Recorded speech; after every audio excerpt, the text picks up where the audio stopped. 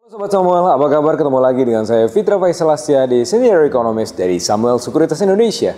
Hari ini agak berbeda, kita menyaksikan ada periode baru. Setelah 10 tahun dipimpin oleh Pak Jokowi, kita sekarang menghadapi periode Pak Prabowo.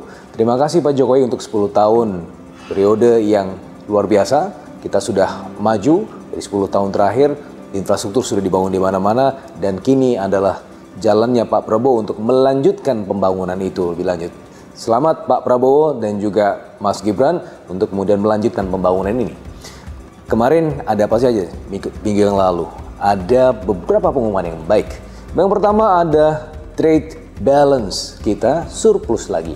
3,3 billion US dollar sesuai dengan perkiraan kita, dan ini adalah surplus yang ke-53 berturut-turut. Dan ini pada akhirnya tetap bisa kemudian menjaga perekonomian kita menjelang transisi pemerintahan. Dan kita juga melihat kemarin bagaimana Bank Indonesia mempertahankan suku bunganya karena memang ada beberapa risiko geopolitik yang membuat Bank Indonesia tetap mempertahankan suku bunganya supaya ada semacam buffer ya, di beberapa bulan ke depan ya. Pertama tentu risiko politik domestik sebagaimana yang kita sudah hadapi tanggal 20 Oktober, dan kemudian ada risiko geopolitik yang kemudian masih mendera dunia. Tapi untungnya kemarin 20 Oktober berjalan dengan lancar sekali. Pak Prabowo pidato dengan semangat sekali, dan kemarin juga diumumkan kabinet yang mana ini adalah kabinet yang menurut saya lumayan menarik. Yang pertama adalah kalau kita lihat dari sisi keberlanjutan, 38% dari total menteri ini berasal dari kabinetnya Pak Jokowi. Artinya ini adalah aspek keberlanjutan. Kemudian yang juga sering diperdebatkan adalah mengenai definisi atau apakah kabinet ini adalah kabinet yang zaken atau kabinet yang profesional. Apa sih kabinet zaken? Kabinet zaken atau kabinet profesional adalah kabinet yang didominasi oleh profesional tentunya ya, dari sisi persentase. Coba kita lihat. Dari sisi persentase, 44% kategorinya itu memang murni profesional. Sementara 9% dari militer, 6% dari polisi. Tapi militer dan polisi ini adalah kategori kan juga sipil yang non-parpol. Kalau kita definisikan juga militer dan sipil ini termasuk yang kategori profesional, maka 59% adalah menteri-menteri yang kabinet ini adalah berasal dari kalangan profesional. Sementara hanya 41% saja yang berasal dari partai politik. Sehingga bisa saja kita definisikan kabinet ini adalah kabinet yang zaken. Begitu juga dengan kalau kita membandingkan ya perimbangan antara militer dan polisi. Kalau kita lihat memang seakan-akan militer memang lebih banyak, tapi sebenarnya tidak terlalu signifikan nih perbedaannya. Dari sisi jumlah militer ada 4, polisi ada 3. Saya rasa ini cukup berimbang, dan Pak Prabowo juga sangat melihat bahwa perimbangan ini sangat kemudian diperhatikan ya, karena untuk kemudian menunjang kestabilan pembangunan dan juga kabinet ke depan. Saya rasa ini hal yang baik sekali, dan bahkan ini adalah sebuah loncatan kalau dibandingkan dengan kabinet Pak Jokowi yang hanya ada 1 militer dan juga ada 1 polisi, dan ini kita melihat bahwa ada porsi yang lebih besar baik untuk 2 angkatan tersebut.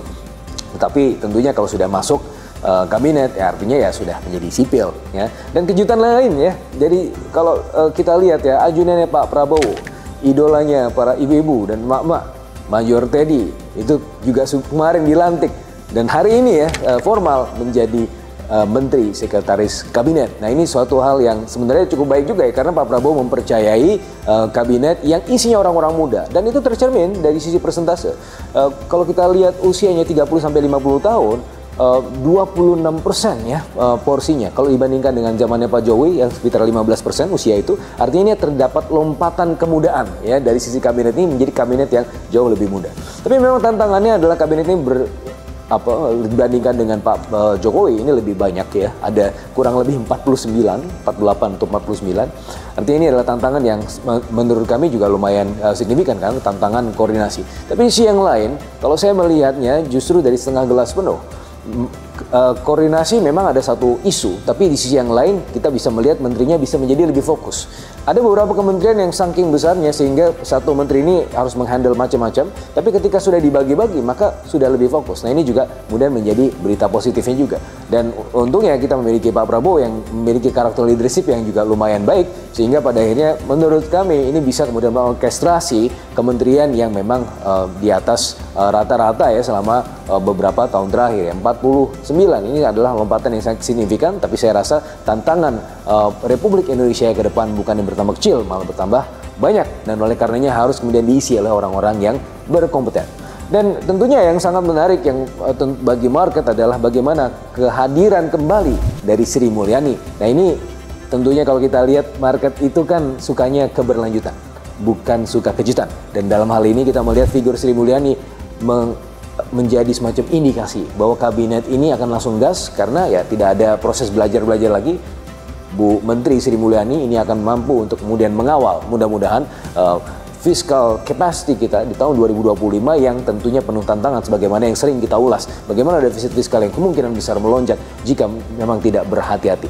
Dan Bu Sri Mulyani tidak hanya sendirian, ditemani oleh 3 wakil menteri sekaligus. Ya, dan ini tidak pernah ya sepanjang sejarah Menteri Keuangan didampingi oleh lebih dari 1 wakil menteri. Maka kita sekarang melihat bahwa betapa fokusnya pemerintah dalam hal ini untuk kemudian mengejar target-target ekonomi. Ada 3 wamen. Yang pertama adalah Prof. Suhasil Nazara, Wakil Menteri Keuangan yang sekarang, dan kemudian ada Pak Tommy Juwandono, Pak Thomas Juwandono juga kemarin sudah menjadi Wakil Menteri Keuangan di periode terakhir Pak Jokowi. Artinya ya sudah bisa kemudian melihat bagaimana kerja Kementerian Keuangan dan kemudian bisa melanjutkan lagi. Dan yang ketiga Pak Anggito Abimanyu, bukan suatu figur yang baru di Kementerian Keuangan, dulu pernah menjabat menjadi Kepala BKF di zaman Pak SBY, bahkan sempat malang melintang juga lama di Kementerian Keuangan sebelum di BKF juga, sekarang menjadi Wakil Menteri Keuangan. Dan ini suatu hal yang menurut saya baik karena Kementerian Keuangan diisi oleh figur-figur yang kompeten dan juga profesional. Dan oleh karenanya kita akan melihat bahwa ke depan ya target-target ini mungkin saja akan menjadi bisa tercapai bagaimana target pertumbuhan ekonomi yang tinggi, juga stabil, dan juga risiko fiskal yang bisa kemudian relatif dikendalikan dengan figur-figur yang relatif profesional. Sekarang bagaimana respon dari market? Setidaknya sampai data-data yang kita kumpulkan sampai sekarang, market masih bereaksi lumayan positif. Ya, relatif netral tapi ke positif lah, karena memang masih kemudian menunggu gebrakan-gebrakan selama 100 hari. Makanya kalau dari sisi ini ya lumayan positif lah, penerimaannya tidak negatif ya, karena juga banyak juga figur-figur yang berkompeten yang masuk ke kementerian kali ini. Meskipun tadi tantangannya adalah dengan birokrasi yang mungkin lebih besar, itu menjadi isu koordinasi menjadi sebuah hal yang mungkin penting untuk bisa dimengerti dan dipahami oleh pasar. Tapi setidak-tidaknya kita melihat bahwa market masih hijau, masih sangat positif menurut saya, meskipun ya tidak terlalu positif sekali, tapi sepertinya ini adalah suatu hal yang wajar saja karena market masih menanti-nanti bagaimana kinerja 100 hari ke depan. Kalau kita lihat selama seminggu ke depan ya, ada potensi bahwa market itu IHSG akan menembus level 7.900 ya. Tapi heads up kalau misalnya dia ke bawah ya, bahkan membreach 7.590, dia akan ke bawah lagi. Tapi sepertinya melihat tanda-tanda atau magnitude yang kita lihat setidaknya sampai awal pekan ini masih menunjukkan hal yang cukup positif. Begitu juga dengan di bond market kecenderungannya meskipun ada tidak terlalu banyak sentimen positif dari global, tapi sentimen positif dari domestik itu cukup dominan ya. Bagaimana data trade balance, bagaimana juga kemungkinan perbaikan ekonomi ya selama 3 bulan ke depan, melihat dari respon atau harapan dari pasar terhadap kabinet ini, saya melihat bahwa ada kemungkinan bahwa yieldnya akan bertahan di level yang baik. Ya, setidaknya di pekan ini akan berada di level 6,4 sampai paling buruk di 6,6. Yes, dan untuk mengoleksi saya rasa yang untuk sementara ini bagus yang untuk dikoleksi yang di bawah 10 tahun ya, karena itu yang kita lihat yieldnya lumayan menarik.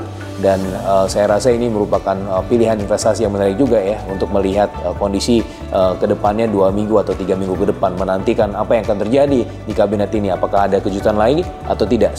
Tapi sepertinya dari sisi ini kita melihat seperti sudah selesai kejutannya, sudah dipilih, sudah dilantik, bahkan akan kemudian digembleng lagi oleh Pak Prabowo di Lembah Tidar. Sekian update pekan ini ya, selalu mempercayakan portofolio investasi Anda kepada kami, Samuel Sekuritas Indonesia. Saya Fitra Faisal Astiadi, undur diri, sampai ketemu pekan depan. Salam.